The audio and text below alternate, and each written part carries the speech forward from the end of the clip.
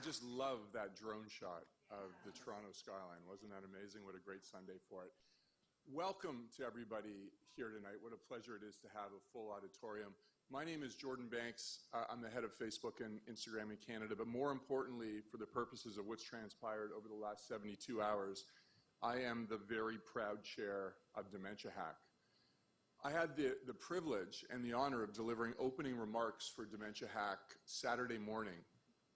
And I greeted everybody that attended and then ended my greeting on a somewhat somber note by referencing three numbers. And those numbers were 45 million, 250 million, and 603 billion. So 45 million for the number of people today, this very day, that are suffering from dementia around the world. 250 million, the number of people that have self-identified as either primary or secondary caregivers to folks with dementia around the world. And 603 billion, the total amount of money spent in 2014 caring for those diagnosed with dementia. That number doesn't include the amount we spend on their caregivers. And sadly, that is 1% of our entire globe's GDP, and that number is expected to quintuple by the year 2050. So I thought I would juxtapose and contrast those numbers with three other numbers today that are much more positive. Those numbers, 10,500, 475, and 8. So 10,500, the number of hours that the participants in DementiaHack hacked over the course of our 30-hour hack. 475, the number of people, both participants, mentors, and volunteers that were involved in this heroic effort to pull this off. And 8, which might be most germane for this audience tonight, which are the number of teams that were whittled down to be finalists. And what you need to know about these teams, we had 73 teams, we now have 8, and they only had 30 hours to write the code to build the products and services that you are going to see tonight. So when you think about traditional R&D cycles that are months and years, and in some cases decades, we have used a hackathon as a forcing function to compress those into 30 hours to produce products and services that we think ultimately are going to be very commercially viable. Now, anybody can produce a hackathon. That's one thing. It is a totally other thing to produce the world's foremost dementia hack. And in order for that to happen, there needs to be these 4 structural things in place in order for it to be awesome. 1, you need a really vibrant tech community that's willing to come together and collaborate and ensure that in 30 hours they're committed not only to building something, but to shipping it. 2, you need a phenomenal medical community that is focused on dementia and is willing to share their thoughts, their experiences, their wisdom and their commentary with other people of similar mind.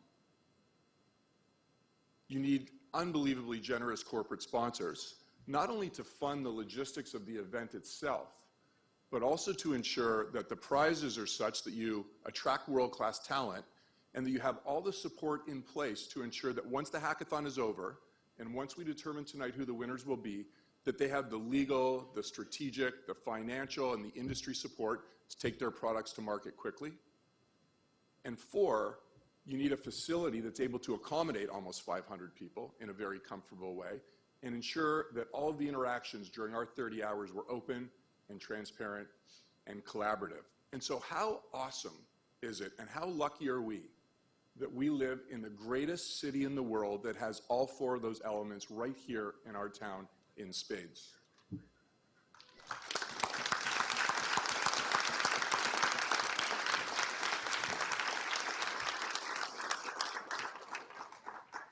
And you don't have to take my word for the fact that Toronto is the best city in the world.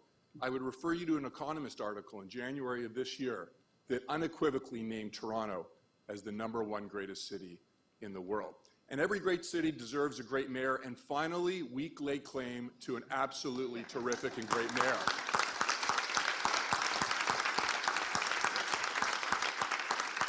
And I know from firsthand experience that our great mayor, Mayor John Tory, is a huge believer and a huge supporter in the ability of technology to fundamentally change everything we do in our city and in our country for all citizens alike. So please put your hands together and help me in welcoming our John Tory.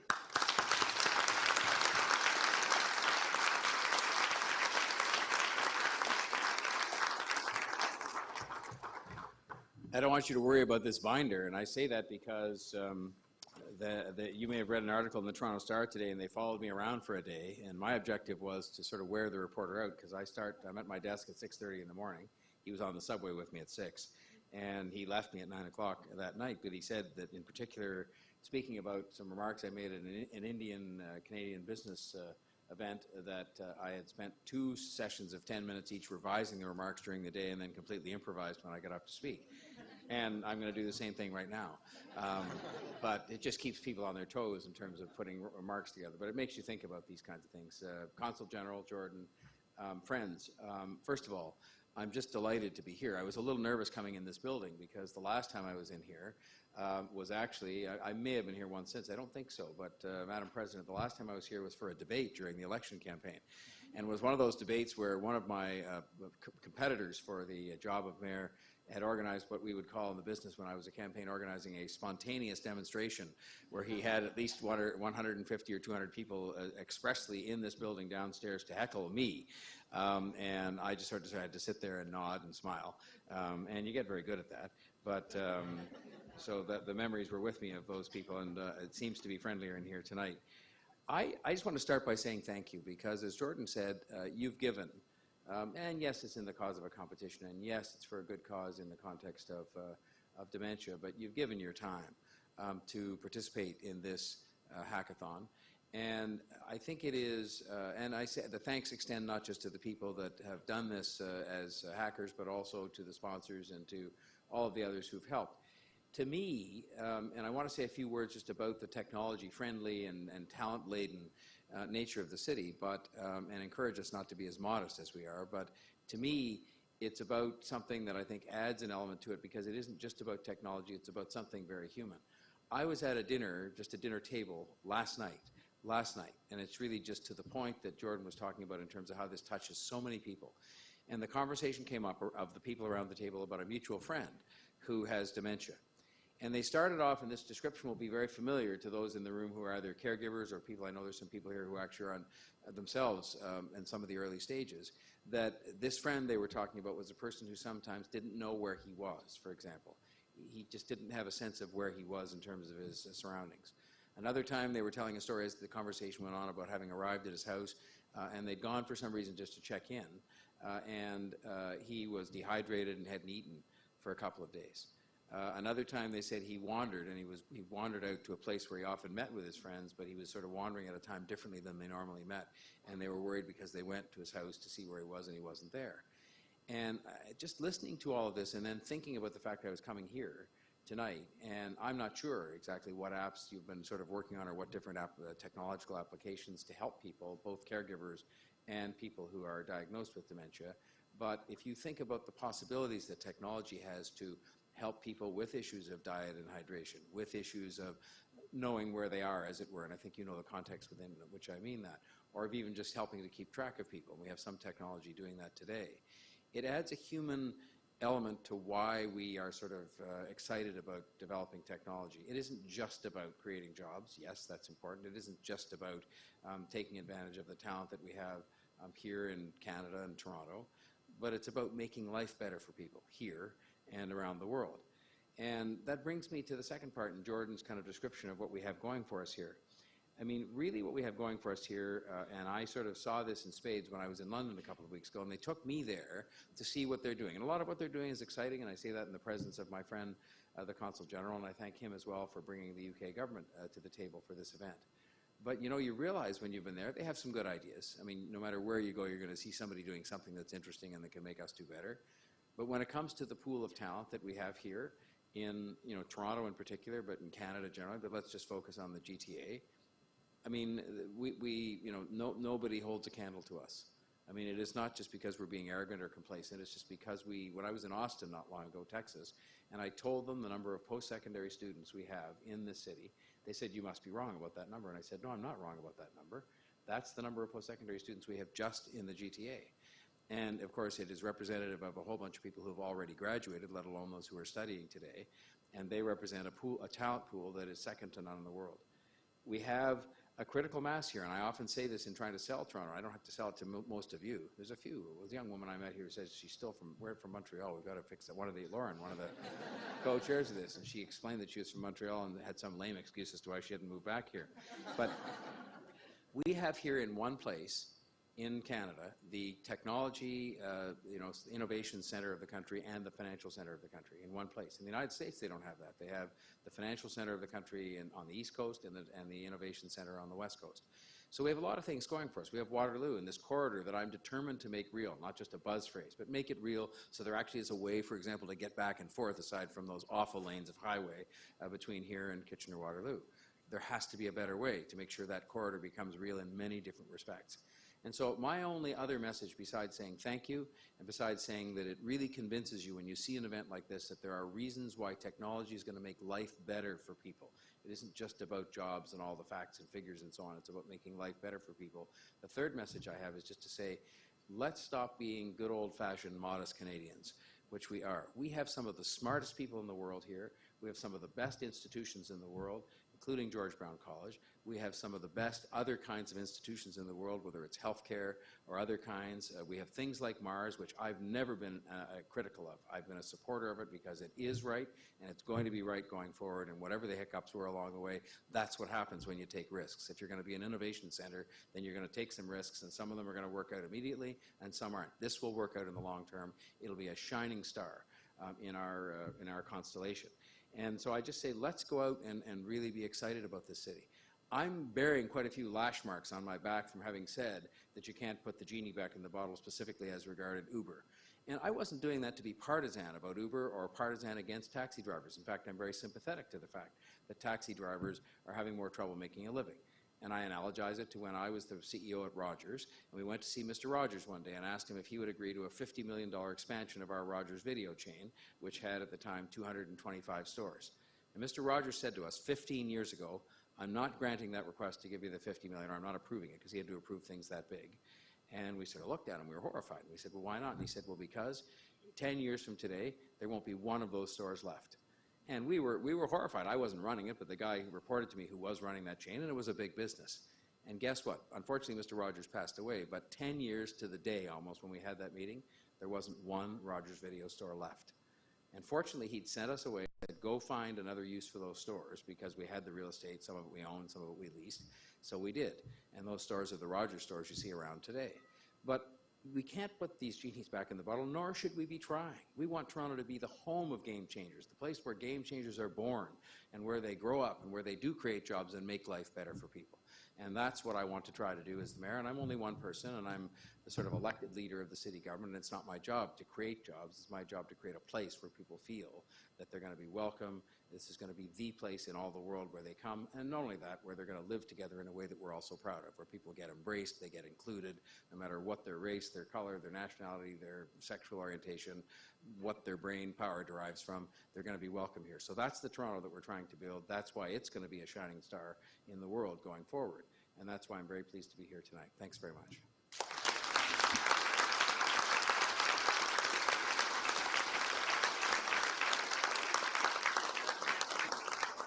Thank you, Mayor Tory. As I alluded to in my opening remarks, George Brown has been an unbelievably gracious host to all of us at DementiaHack, and I want to extend my personal thanks to President Ann Sato for her very warm hospitality. It has been absolutely tremendous. And I'd also like to invite up Dr. Robert Luke, who's the VP of Research and Innovation here at George Brown, to say a few words.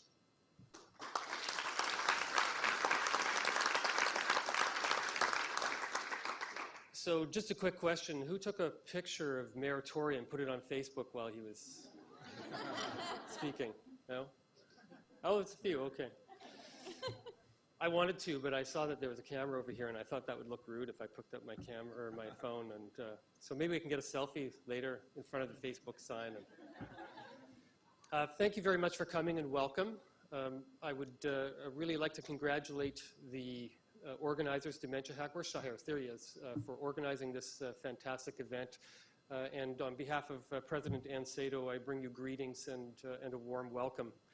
George Brown College has as one of its tenets that we are enablers of the innovation economy. And what we will see here tonight is an example of what the innovation economy is, and most importantly, what it can be. You've already heard that dementia is a huge problem in our society and getting bigger. And we know, for example, that in Ontario, about 50% of our program spending goes towards healthcare, not leaving a lot left over for other important things like maybe a dedicated rail to the Kitchener-Waterloo area, or a dedicated rail down to the waterfront, even from Union Station, much less roads, schools, and hospitals. Facebook is calling.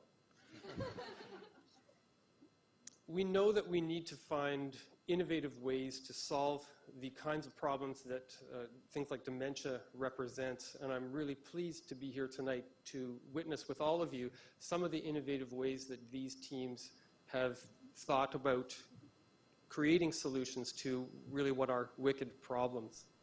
George Brown College this year was rated the #1 research college in Canada by Research InfoSource. And we have achieved that because we work with a lot of partners, some of whom are in the room today. And I'll give you one example, Baycrest Hospital. If you've had the opportunity to tour upstairs on the 4th floor, we have an area that is we call it the healthy home. You kind of have to see that written out to get the joke about it, because it's health e-home. It's a home where we can test electronic devices to help people live longer in their home. And part of that also involves a bunch of kitchens that we have. There are 4 of them stacked in a row. And we work in there with some of our chefs from our chef school, which is right up the road, and our personal support workers and our partners from Baycrest Hospital to do something every year called Top Chef Dysphagia. It's a lot of fun. And really what this involves is some of our chef students and our personal support worker students working with dietitians and nutritionists from Baycrest to figure out new ways of creating menu items that people with dysphagia, which is really a problem with eating and swallowing. You're nodding, so you must know. And creating menu items that are palatable, delicious, and nutritious at the same time. This is one of the ways in which a college such as ours are working with partners such as Baycrest to provide innovative solutions to problems to help people have a better quality of life when they're living with something like dementia. So I would like to congratulate again the organizers, HackerNest and Shaw Harris. This is really fantastic. It's great to see you here, and enjoy the show. Thank you.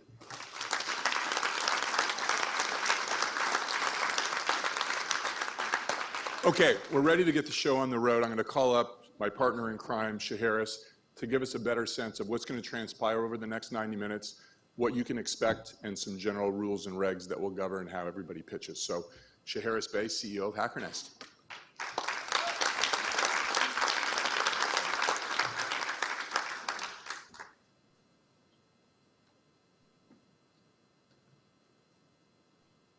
I absolutely love the fact that the 3 gentlemen who spoke before me are fantastic public speakers who don't need notes at all. It builds my confidence and inspires me to use my notes, because I'll actually need them. First off, everyone, thank you so very much for coming. My name is Shaw Harris. I am the CEO of HackerNest. We are a nonprofit that builds local tech communities around the world. Our mission is economic development through technological proliferation. I totally said that okay. We run epic, socially beneficial hackathons like DementiaHack that show the world what good can come from the tech community. This weekend, over 350 participants from over 70+ teams were put through the gauntlet of our ridiculous science fair demos, where we had over 40 mentor judges drawn from those who have dementia, expert caregivers, clinicians, researchers, and other professionals. They ran 2 rounds of evaluations with 2 rounds of consensus deliberations to arrive at the top 2 teams from each challenge set. This very original judging format that we pioneered here with DementiaHack is fair, thorough, transparent, and devastatingly effective. In short, there is no question that the teams presenting tonight are the creme de la creme of what we all have to offer. Before we get into demos, I'd like to take a moment to recognize Jordan Banks for his incredible contributions, support, time, wisdom, effort and clout that made DementiaHack Toronto 2015 a ridiculous success. I'm honored that I get to call this man my friend, and DementiaHack is honored that we get to call this man our chair. Thank you, Jordan.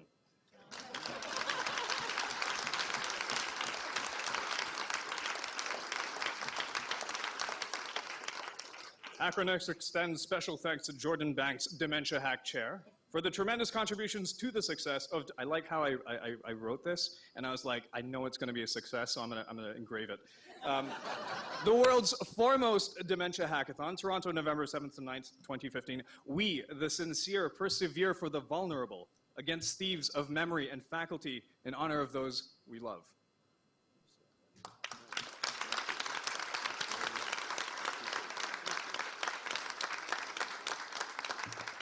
Tonight, 8 teams will spend 3 minutes demoing with 3 minutes of judge Q&A. In a very similar vein to our teams, our judges are also the creme de la creme captains of their respective industries. The stakes are incredibly high. So like our judges, our prizing is also creme de la creme. Here's what the teams are competing for. Trips to the UK to demo at a major healthcare conference. Trips to Facebook to hang out with Facebook execs and their investor buddies. Lunch with TechCrunch East Coast editor John Biggs, who has stepped out because he has an important phone call, but he will be back soon. Can you imagine what would happen if John Biggs found one of these teams interesting enough to write about? Oh, readership of what, 8.5 million or some ridiculous number that I'm making up because I'm not sure how big it is? Overnight success. Lunch with Omer's Ventures CEO, John Ruffalo. If none of you know this man's name, we have no hope.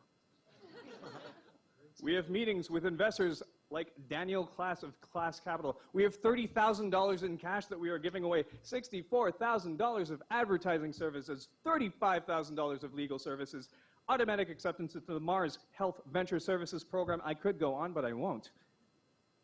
So without further ado, let me introduce our stellar panel of judges. We have Phyllis Fair, board member of the Ontario Dementia Advisory Group. Don't clap. Bianca Stern, Executive Director, Innovation, Arts and Design at Baycrest. Dr. Zara Mousavi, Director of Biomedical Engineering at the University of Manitoba. Jordan Banks, Managing Director of Facebook Canada. Badass guy. John Biggs, East Coast Editor of TechCrunch. John Ruffalo, CEO of Omer's Ventures. Ben Zifkin, CEO of Hubba. And Robin Toop, Chief Technology Officer of HackerNest. I'm done. Thanks.